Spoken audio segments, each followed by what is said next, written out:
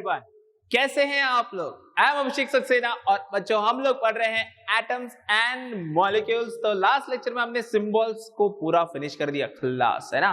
तो आगे बढ़ते हैं हम लोग। आज के लेक्चर में बात करेंगे एक नया पॉइंट जो कि हमारे लिए बहुत इंपॉर्टेंट है बच्चों।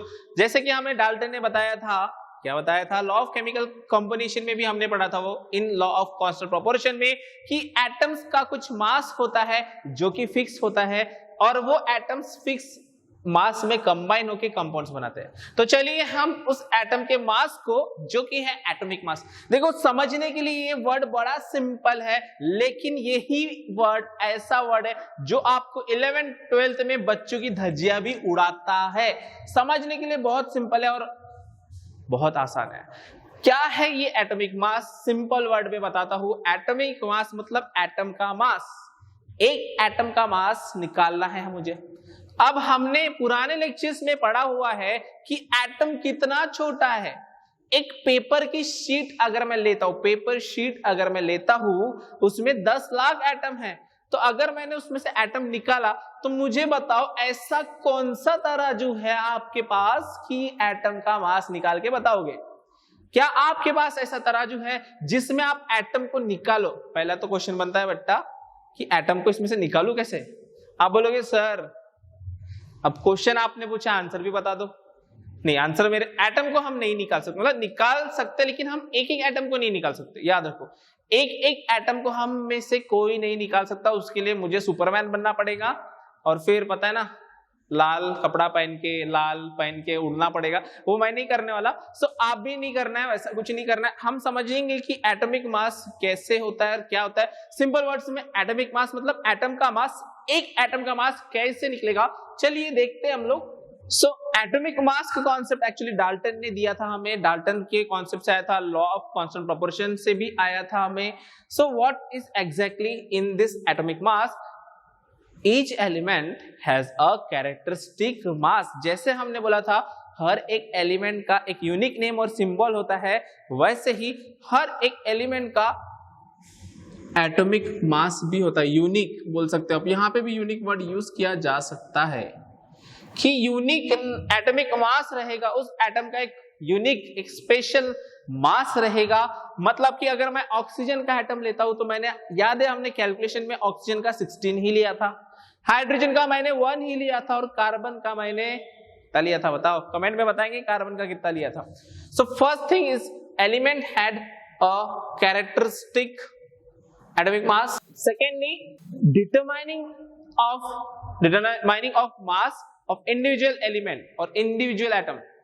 Individual atom was relatively difficult task. अरे भाई, हम एटम को, एक एटम को निकाल नहीं सकते इसमें से, तो उसका मास कौन से तराजू से गिनेंगे? नहीं गिन सकते। मैं तो नहीं गिन सकता, आप गिन सकते हो तो कमेंट में बताएंगे आपकी कैसे गिन सकते हो। एक एटम का बोल रहा हूं, विद अ तराजू। तराजू बोला मैंने, विद अ बीम बैलेंस, पता है ना तराजू, उससे तो नहीं गिन सकते हम लोग। तो गिनेंगे कैसे? So relative atomic mass was derived. Relative atomic मास तो कैसे गिनते? ये वर्ड बड़ा प्यारा और बहुत ही इंपॉर्टेंट है, इसको अच्छे से समझना जरूरी है, क्योंकि ये समझ गया तो आपका 11th 12th का एटॉमिक मास का कॉन्सेप्ट बिल्कुल क्लियर हो जाएगा। रिलेटिव एटॉमिक मास का मतलब क्या होता है बच्चों? We determine using laws of chemical combination. मतलब हमने क्या किया कि लॉज ऑफ केमिकल कॉम्बिनेशन को यूज करके हम रिलेटिव एटॉमिक मास निकालते हैं। Relative atomic mass, relative relation बनाते हैं हम लोग। कैसे बनाएंगे वो हमें देखना है। So using the laws of chemical combination and the compound form, जो कंपाउंड बनेंगे उसके रूल्स के हिसाब से हमने रिलेटिव एटॉमिक मास निकाला। देन अब ये जो एटॉमिक मास है, एक एटम का मास बहुत छोटा सा रहेगा बहुत छोटा।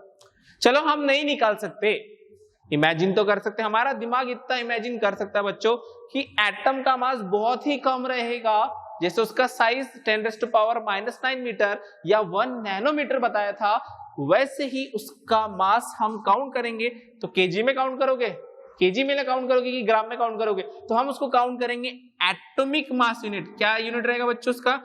एटॉमिक मास यूनिट रहेगा। उसको शॉर्ट में हम AMU बोलते हैं। AMU, IMU नहीं है बच्चों, है ना, IMU नहीं लिखा है वहां पे, AMU लिखा है, atomic mass unit. And further this IUPAC recommendation it is now, अब देखो IUPAC तो बोलेगा पुराना हो गया, AMU है ना, IMU भी बहुत पुराना हो गया, तो अभी कुछ नया लिखते हैं तो U ओनली M I और M कट गया, ओनली U बचा है ना, IM तो भी रहा नहीं. So here it is the sad one, sad हो गया यार वो. So it is only U कि U मतलब एटॉमिक मास यूनिट को AMU बोलते थे, अब इसको शॉर्ट में U बोलते हैं और U का मतलब होता है यूनिफाइड मास. यूनिफाइड मास, यूनि मतलब वन, यूनिफाइड मास पूरे वर्ल्ड में आप कहीं भी चले जाओ एटम का मास फिक्स रहेगा. मैंने कार्बन का मास 12 बताया, तो पूरे वर्ल्ड में उसका मास 12 ही रहने वाला है. कोई किसी ने और गलत कुछ और लिया है तो वो किसी और यूनिट में ले रहा होगा, लेकिन अगर वो इस यूनिट में लेगा तो आंसर सेम ही रहने वाला है. बट इज द प्रॉब्लम कि रिलेटिव मास हम कैसे निकालते हैं, तो रिलेटिव मास को समझते हैं. What I said, relative atomic मास. तो रिलेटिव एटॉमिक मास, रिलेटिव का मतलब क्या होता है, रिलेट करना, एक वैल्यू को दूसरे के साथ कंपेयर करना. अब देखो इमेजिन करो कि मैंने आपको क्लासरूम भर के पेन दे दिए, पूरे क्लासरूम में पूरे पेन भरे हुए, और आपको कहा कि उसके मास निकालना है. पूरे क्लासरूम भर के पेन है और उसका मास निकालना है, चलो उसको भी छोड़ देते हैं. आपके इस पेन में एटम्स है, मैंने बताया एटम्स है, इसके एटम्स का मास बताओ, निकाल सकते हैं? नहीं निकाल सकते. निकाल सकते क्या? Mass of atom is not possible. Mass of one atom is not possible. लेकिन इस पेन का mass of this pen, can you find mass of this pen? Suppose 100 gram है, इस पेन का मास 100 ग्राम है, और हमारे पास ऐसी टेक्निक है कि हम नंबर, इसके अंदर कितने एटम है वो बता सकते हैं, अज्यूम कर सकते हैं. तो नंबर ऑफ एटम्स मैंने बता दिए कितने. देखो चलो एग्जांपल के लिए बता रहा हूं कि इस पेन में हमारे पास 10,000 एटम्स है. पैसे नहीं बोल रहा हूं 10,000 एटम्स है. सो अगर हमारे पास 10,000 एटम है इस पेन के अंदर, तो अब क्या मुझे आप एक एटम का मास बता सकते हो? Can you tell me the mass of one atom? बड़ा आसान है. कैसे, इसको कैसे करेंगे, ये कैसे सॉल्व करेंगे? देखो बच्चों, आपने ये चीज की हुई है. अगर मैंने आपको बोला होता कि मैं आपको एक चॉकलेट का पैकेट दूंगा, क्या दूंगा? चॉकलेट का पैकेट, जिसमें 10,000 चॉकलेट है. कितना चॉकलेट है? 10,000 चॉकलेट है. और उस पैकेट का जो कॉस्ट है, उसका पैसा है जो है वो 100 रुपया है, ओनली 100 रुपीज. तो एक चॉकलेट को कितना पैसा लगा? Can you tell me? बता सकते हो? तो हमें करना क्या पड़ेगा, मास ऑफ वन एटम कैसे मिलेगा हमको, या कॉस्ट ऑफ वन चॉकलेट कैसे मिलेगा. आपके दिमाग में चॉकलेट घूम रही है, मेरे दिमाग में एटम घूम रहा है. तो चलो वापस से एटम में आ जाओ.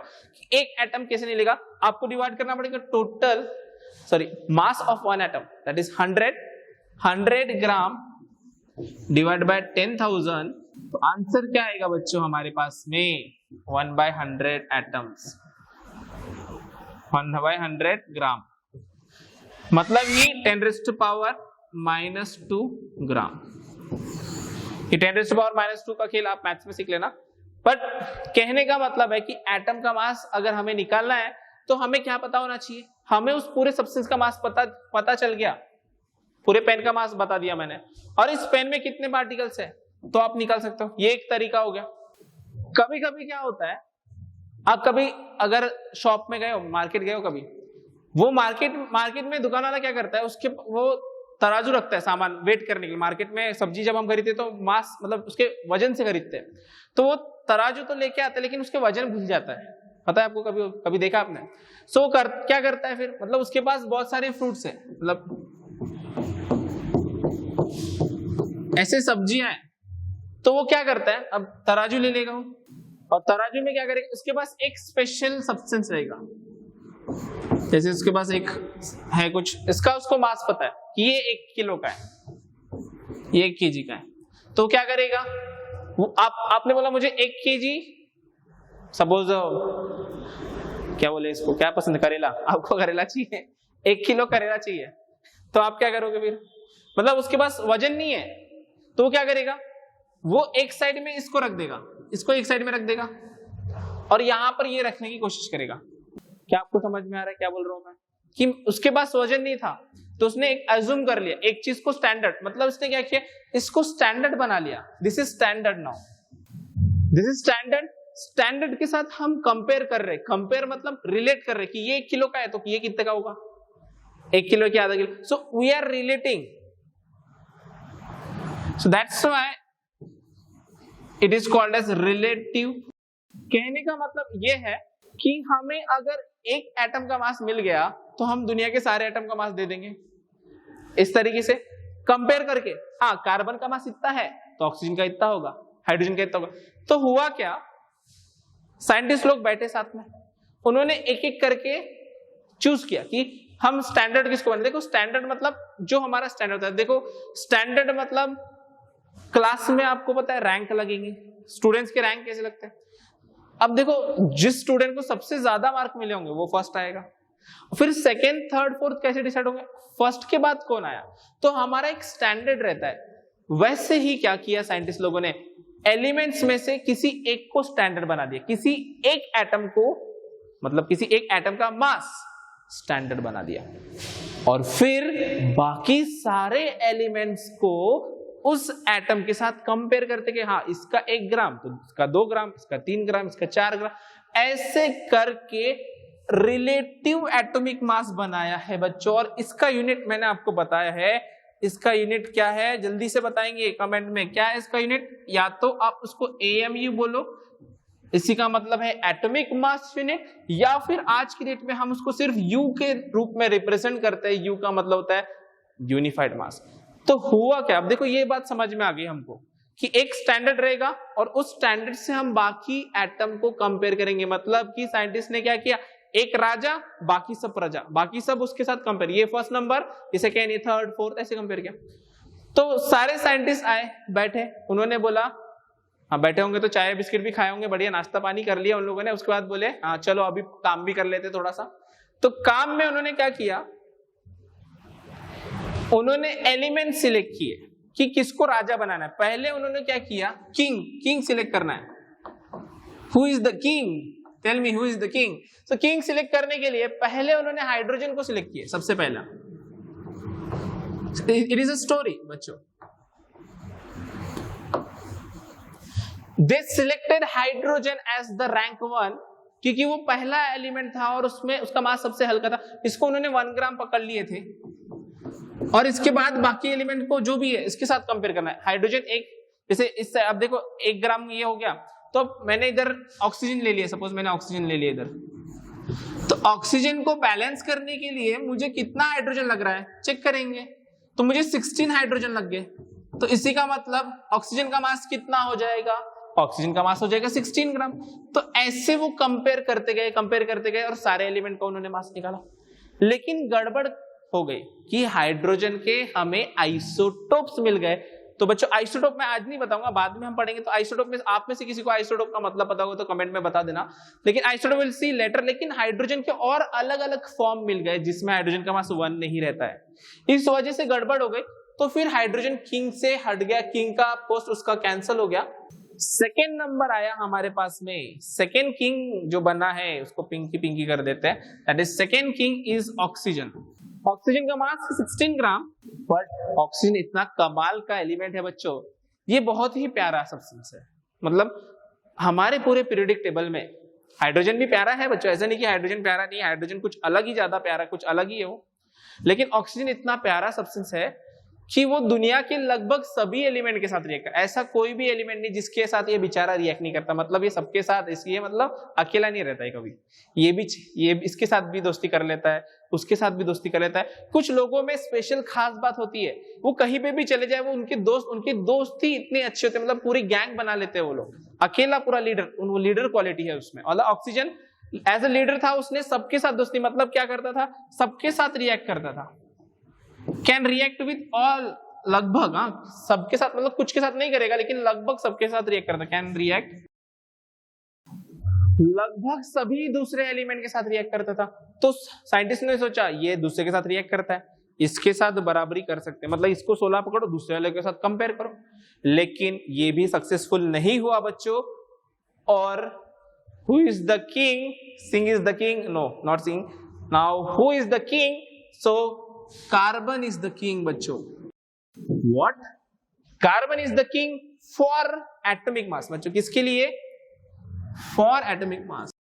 एटॉमिक मास बनाने के लिए कार्बन किंग बन गया. लेकिन कार्बन किंग क्यों बना? क्योंकि कार्बन की बहुत स्पेशल बात है उसके, वो भी कार्बन का कौन सा? कार्बन का स्पेशल कार्बन 12 आइसोटोप. बच्चों ध्यान में रखना है कि कार्बन का C12 आइसोटोप हमारे किंग में आता है. अभी आइसोटोप क्या होता है ये हम पढ़ेंगे आगे, लेकिन अभी के लिए सिर्फ C12 आइसोटोप. इसमें कार्बन का मास कितना है? देखो कार्बन का मास है 12 और इसके हिसाब से हम एटॉमिक मास यूनिट को डिफाइन करते हैं. तो क्या डेफिनेशन है? क्वेश्चन बनता है कि वन एटॉमिक मास यूनिट का डेफिनेशन क्या है? तो one atomic mass unit is defined as 1/12 of mass of carbon 12 atom. अब देखो बच्चों ये साइंटिस्ट ना हम जैसे लोगों को बहुत बेकार समझते हैं, बिल्कुल बुद्धू, और सिंपल वर्ड को ना, ऐसी सिंपल सेंटेंस रहेगा उसको इतना हार्ड बना देते, वो जानबूझ के हार्ड बनाते ताकि समझ में नहीं आना चाहिए नॉर्मल लोगों को, उनको ही समझ में आना चाहिए. देखो ये सेंटेंस को अगर मैं थोड़ा सिंपल करता हूं, क्या लिखा है? 1 AMU लिखा है, 1 ही लिखा है ना, मतलब 1 है ये, और यहां लिखा है 1/12. 1/12 का मतलब 1/12. बच्चों ऑफ का मतलब क्या होता है? मल्टीप्लाई. 1/12 ऑफ. और कार्बन 12 का मास कितना है? 12. बच्चों 1/12 इंटू 12 कितना आने वाला है? 1 ही आने वाला है ना. आएगा क्या 1? बस कंफ्यूज करने के लिए डेफिनेशन कैसी, डेफिनेशन याद भी करना पड़ेगा. One atomic mass unit is defined as 1/12 of mass of carbon 12 atom. Clear है बच्चों? इस तरीके से हमारे पास कार्बन किंग बन गया. कार्बन का मास 12 है. 12. अब देखो इसमें कैसा होता है कि अगर आप सिर्फ एटम का मास लिखते हो, किसका? सिर्फ एटम का मास लिख रहे हो, एक कार्बन के एटम का मास 12 AMU है. लेकिन बच्चों एक एटम हम निकाल नहीं सकते ना, हम तो बहुत सारे एटम पढ़ते हैं एक साथ. जब भी केमिकल रिएक्शन होती है तो लाखों करोड़ों एटम्स रिएक्ट करते हैं. तो जब भी हम कार्बन लिखेंगे तो हम उसका मास लिखते हैं 12 ग्राम. हम AMU में नहीं लिखते, इसको हम बोलते हैं gram atomic mass. Gram atomic mass. अगर हमने एटॉमिक मास यूनिट को ग्राम के टर्म में लिखा तो ग्राम एटॉमिक मास हो गया. बस कहने का मतलब ज्यादा डिफरेंस नहीं है. सिर्फ एक एटम का मास लिखेंगे तो AMU में लिखना है या फिर U में लिखना है. AMU या फिर U, एक एटम का. और अगर उसको नॉर्मल लैंग्वेज में लिखते हैं तो हम ग्राम्स में, केजीस में, किसी में भी लिख सकते हैं. क्लियर हो गया? नहीं तो आप कंफ्यूज होते हैं कि सर कभी कभी आप AMU लिखते हो, कभी कभी ग्राम. तो कब AMU लिखना है? जब एटम की बात करें. जब हम सब्सटेंस की बात करते हैं तो हम ग्राम में लिखेंगे. क्लियर है टिल दिस पॉइंट? तो वापस चलते हैं और देखते हैं कि क्या बोल रहे हैं वहां पे. Okay, so here the what points I told you already, वही पॉइंट्स यहाँ पे दिए. फिर भी हम एक बार जल्दी से कंप्लीट कर लेंगे इसको. So what scientist did? Atomic mass. Scientist initially took 1/16 of mass of atom of naturally occurring oxygen. मतलब देखो 1/16 ऑफ ऑक्सीजन. ऑक्सीजन का मास बताओ मुझे बच्चों. ऑक्सीजन का मास 16 है. 1/16 ऑफ ऑक्सीजन कितना हुआ? That is 1 only. देखो घुमा फिरा के बात वही होने वाली है. लेकिन हुआ क्या? अब क्वेश्चन यहाँ पे पूछा जाता है कि why they consider oxygen. Oxygen क्यों कंसीडर किया था? So this was consider relevant due to 2 reason. 2 reason थे.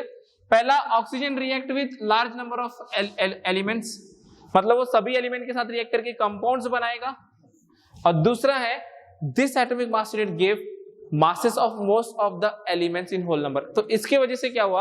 जब हमने ऑक्सीजन को स्टैंडर्ड बनाया था तो ऑक्सीजन को स्टैंडर्ड बनाने की वजह से बाकी जो भी सब्सटेंसेस है उनके मासेस हमको होल नंबर में मिल रहे थे. अब होल नंबर मैथ्स का है, मैं नहीं पढ़ाऊंगा. होल नंबर मतलब 1 2 3 4 ऐसी वैल्यू मिल रही थी, पॉइंट में नहीं मिल रहा था. अब देखो पॉइंट का कैलकुलेशन थोड़ा सा टफ लगता है, इसलिए पॉइंट में नहीं मिलता था, इसलिए हमने ऑक्सीजन को उन्होंने स्टैंडर्ड माना था. लेकिन आज के डेट में ऑक्सीजन स्टैंडर्ड नहीं है. क्या स्टैंडर्ड है बच्चों? कार्बन स्टैंडर्ड है.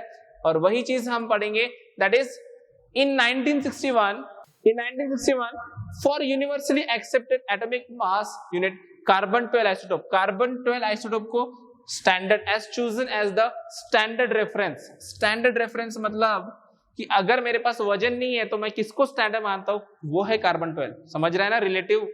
So for measuring the atomic मास, उसका दुनिया के जितने भी एटॉमिक मास मेजर करेंगे हम कार्बन 12 के बेसिस पे करेंगे. वन एटॉमिक मास, देखो ये डेफिनेशन है, this is the definition, very very important. So one atomic mass unit is mass unit equal to exactly 1/12 of mass of one carbon 12 atom. मतलब कि 1/12 multiplied by 12 आ गया ना 1, ये तो मैंने पहले ही बता दिया आप लोग को. और फिर the relative atomic masses of all elements have been found with respect to atom of carbon 12. मतलब carbon 12 के बेसिस में, किसमें, respect to मतलब relative. See here relative atomic mass बोला, exact atomic mass हमें नहीं पता, exact atomic mass नहीं निकालता, हम रिलेटिव ही निकालते हैं, हमें एग्जैक्ट नहीं पता. समझ में आ रहा है? रिलेटिव एटॉमिक मास हम किसके बेसिस पे निकालेंगे, कार्बन 12 के बेसिस पे निकालेंगे. और कुछ एग्जांपल मासेस के, this are the example. Hydrogen का मास 1 है, कार्बन का मास 12 है, नाइट्रोजन का मास 14 है. याद करना है बच्चों आपको, ये सभी याद करने हैं पॉइंट्स. देन ऑक्सीजन का 16 है, सोडियम का 23 है, मैग्नीशियम का 24, सल्फर का 32, क्लोरीन का 35.5, कैल्शियम का 40. So, इस तरीके से हमने सारे एलिमेंट्स के मासेस डिस्कस किए हैं. So in this lecture, today's lecture, we talked about the atomic mass. What is atomic mass, what is the standard of atomic mass, और ध्यान में क्या रखना है, रिलेटिव एटॉमिक मास क्या होता है, AMU क्या होता है, U क्या होता है, और किस तरीके से हम इन एटॉमिक मास को पढ़ते हैं. ज्यादा इंपॉर्टेंट आपको एटॉमिक मास का मतलब क्या होता है, और एग्जैक्ट वैल्यू आपको एटम्स के मासेस याद करने हैं बच्चों. एटॉमिक मासेस आपको याद करने हैं, और इस पे बहुत आगे हम और पढ़ेंगे. लेकिन आप फर्स्ट 20 एलिमेंट्स के नाम, अब देखो नेम भी हो गया, तो फर्स्ट 20 एलिमेंट के नेम, सिंबल और एटॉमिक नंबर और एटॉमिक मास, ये 4 चीज आप याद करोगे जल्दी से, है ना. इस नेक्स्ट वीडियो में मैं आपको कुछ पूछ भी सकता हूं. तो आज का लेक्चर हम यहीं पर स्टॉप करते हैं बच्चों. नेक्स्ट लेक्चर में हम इसके आगे की बात करेंगे. तो मिलते हैं हम लोग नेक्स्ट वीडियो में.